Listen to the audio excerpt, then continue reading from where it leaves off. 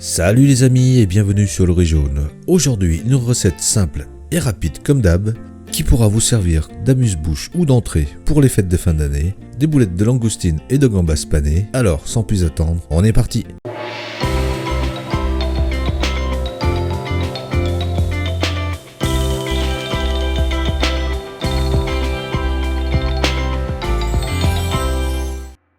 Il nous faudra pour cela des langoustines crues, des gambas crues aussi, de la chapelure japonaise Pomco ou autre selon ce que vous avez sous la main, de la cébette, de la fécule de pomme de terre, de l'huile de sésame, de la sauce d'huître, du sucre, du sel et du poivre.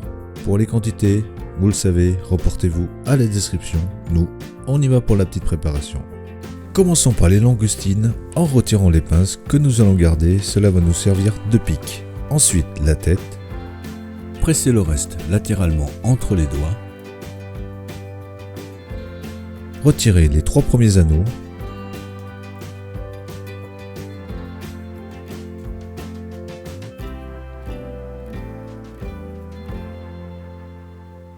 écrasez ensuite l'extrémité de la queue et extraire la chair.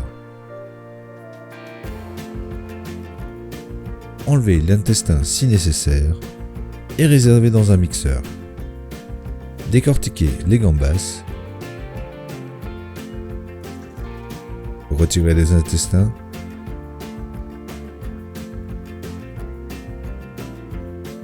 Puis les mettre également dans le mixeur.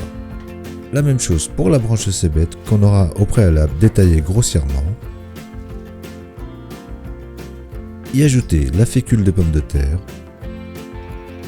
l'huile de sésame, le sucre, la sauce d'huître, salée, poivrée et mixer afin d'obtenir un ensemble homogène.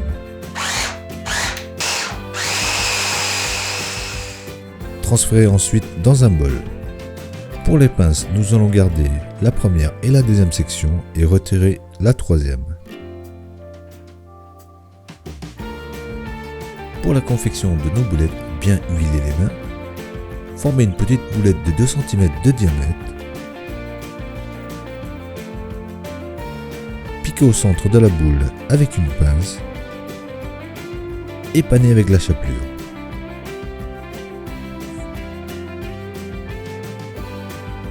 Pour la cuisson, portez un bain d'huile à une température d'environ 150 degrés.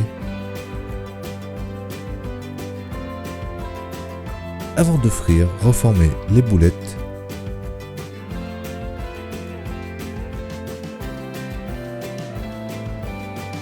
Et cuire 2 à 3 minutes.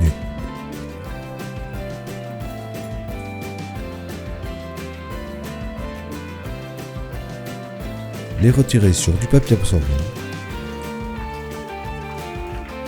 Dresser et déguster avec la sauce de votre choix. Ou même nature, c'est une vraie tuerie. Et voilà, toujours aussi simple et efficace comme d'habitude. Alors, si vous avez aimé la vidéo, n'hésitez pas à la partager et à la liker. Pour plus de détails sur la recette, reportez-vous à la description. Nous, en attendant, on vous dit à bientôt et bon appétit!